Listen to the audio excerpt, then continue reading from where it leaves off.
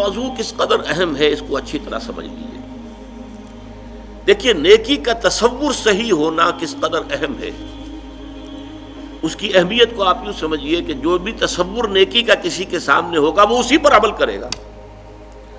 اگر کوئی محدود سا تصور ہے اس کے ہاں نیکی محدود درجے میں رہے گی. کوئی سطحی سا تصور ہے اس کے ہاں نیکی وہ سطحی رہے گی. اب مثال کے طور پر میں آپ کو بتاؤں، ہمارے ہاں عام طور پر الا ماشاء اللہ کٹر مذہبی قسم کے جو لوگ ہوتے ہیں وہ شریعت کے ظاہری احکام میں بہت سخت، بہت متشدد. ذرا سا ادھر سے ادھر ہو گیا، کسی نے حنفی مسجد میں رفع یدین کر لیا تو قیامت برپا ہو گئی. یہ کون آ گیا ہمارے یہاں؟ حالانکہ کون سی بڑی قیامت آ گئی اس میں. کسی نے اونچی زبان سے اونچی آواز میں اگر آمین کہہ دی تو ایک مصیبت ہو گئی. تو ان چیزوں میں تو بڑے جازم، بڑے پختہ اس پہ جھگڑے کریں گے، مناظرے کریں گے، لیکن عام طور پر دیکھا گیا ہے دل کے کٹھور سخت دل، عام طور پر دیکھا گیا ہے کہ ان میں وہ رقت قلب نہیں ہوتی، انسانی ہمدردی نہیں ہوتی. اس سے بھی آگے معاملات کا ہیر پھیر ہوتا ہے.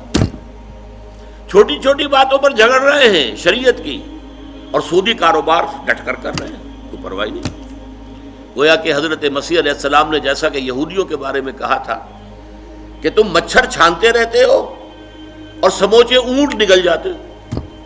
چھوٹی چھوٹی چیزوں کے اوپر بحثیں ہیں، مناظرے ہیں، گفتگویں ہیں، دلائل ہیں، کتابیں موٹی موٹی شائع کی جا رہی ہیں، چیلنج کیے جا رہے ہیں. لیکن یہ ہے کہ جو بڑے بڑے منکرات ہیں، حرام شے، اس میں ملوث ہے.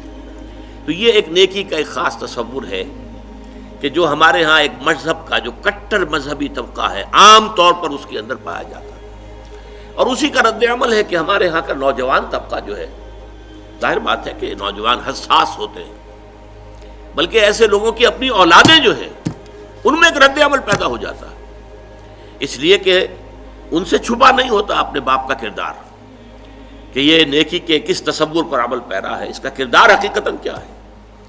اس میں ہمدردی جو ہے نوع انسان کی نام کو موجود نہیں. کسی کو تکلیف میں دیکھ کر اس کا دل جو ہے دکھتا نہیں، اس کا ہاتھ اپنی جیب کی طرف نہیں جاتا کسی بھوکے کو دیکھ کر.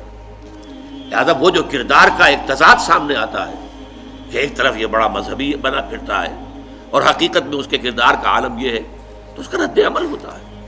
نوجوان حساس ہوتے ہیں اور ان کی سوچ بالعموم صحیح ہوتی ہے، غلط نہیں ہوتی. یہ دوسری بات ہے کہ رد عمل میں انسان دوسری انتہا کو نکل جائے.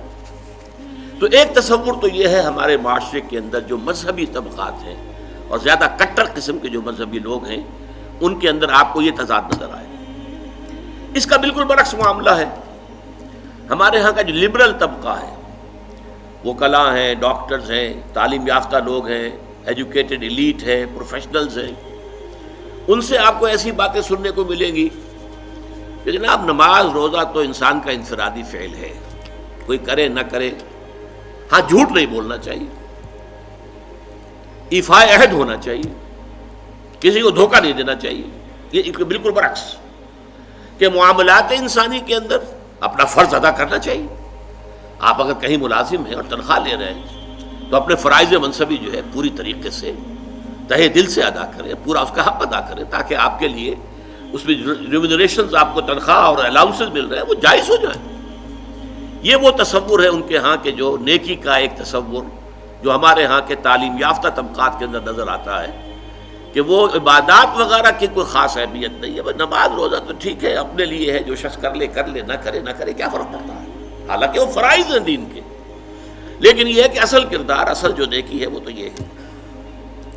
اب اس سے بھی آگے بڑھ کر میں آپ کو ایک تیسری شکل دکھانا چاہتا ہوں جو ہمارے معاشرے کے برے لوگ شمار ہوتے ہیں، جنہیں آپ گنڈے کہتے ہیں یا ڈاکو یا جیب تراش یا طوائفیں، جسم فروش عورتیں.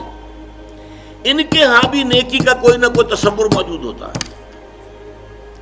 میں آپ سے عرض کروں گا کہ واقعہ یہ ہے کہ جیسے ہمیں جو ہماری طبعی زندگی ہے، ظاہری جسمانی زندگی کے لیے ہوا چاہیے، پانی چاہیے، غذا چاہیے. ہوا نہیں ملے گا بند ہو جائے گی تو مر جائے گا فوراً، وہ تو بہت جلدی مرے گا. پانی نہیں ملے گا تو چند دن شاید جھیل جائے، مرے گا. کھانا نہیں ملے گا تو شاید چند زیادہ دن جھیل جائے لیکن پھر مرے گا. تو جیسے ہماری اس زندگی کے لیے، جسمانی زندگی کے لیے، حیات جسمانی کے لیے ہوا، پانی، غذا لازم ہے، اسی طرح انسان کی باطنی زندگی کے لیے ایک لازمی شے یہ ہے کہ وہ اپنے ضمیر کو مطمئن کرے کہ اگرچہ میں بہت برا آدمی ہوں، میں بہت برا آدمی ہوں، میرا یہ کام غلط ہے، میرا یہ لیکن میں فلاں نیکی بھی تو کرتا ہوں نا، وہ نیکی کے کسی نہ کسی تصور کو، تاکہ اپنے ضمیر کو مطمئن کرے۔ ضمیر کی خلش جو ہے وہ در حقیقت اس کو چین نہیں لینے دے گی جب تک کہ وہ اپنے ضمیر کی خلش کو مٹانے کے لیے کہ میں برا ہوں، ٹھیک ہے، میں ڈاکو ہوں، لیکن دیکھو میں یتیموں کی پرورش کرتا ہوں، میں تو ان لوگوں کے ہاں ڈاکہ ڈالتا ہوں نا جنہوں نے دولت کے انبار جمع کر لیے، حرام خوری کے ذریعے سے لوگوں کا خون چوسا ہے، ان سیٹھوں نے، ان کارخانے داروں نے غریب مزدوروں کے خون سے اپنے یہ محل تعمیر کیے، ہم ڈاکہ وہاں ڈالتے ہیں۔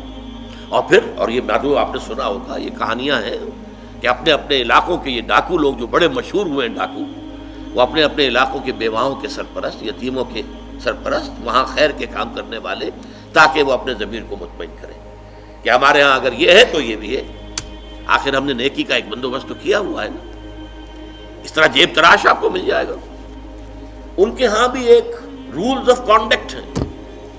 آپ کے علم میں ہوگا کہ علاقے تقسیم ہوتے ہیں اور وہاں جتنے جیب تراش ہوتے ہیں ان کا ایک گروہ ہوتا ہے، اور ہر ان میں سے کارکن جو ہے وہ جتنی بھی جیب تراش کر کے جو رقم شام تک جمع کرے گا اسے لا کر گروہ کے پاس رکھ دینا لازم ہے۔ اگر اس میں سے کچھ رکھے گا تو بے ایمان ہے، یعنی جہاں تک جیب تراشی کا تعلق ہے اس میں بے ایمانی کا کوئی تعلق نہیں۔ پیشے میں عیب نہیں، رکھیے نا فرہاد کو نام، پیشہ جو ہے وہ تو پیشہ ہے ہمارا، لیکن بے ایمان وہ شمار ہوگا کہ جس نے جو بھی کمائی دن بھر کی تھی وہ ساری لا کر گرو کے سامنے نہیں رکھ دی، پھر وہ گرو تقسیم کرے گا۔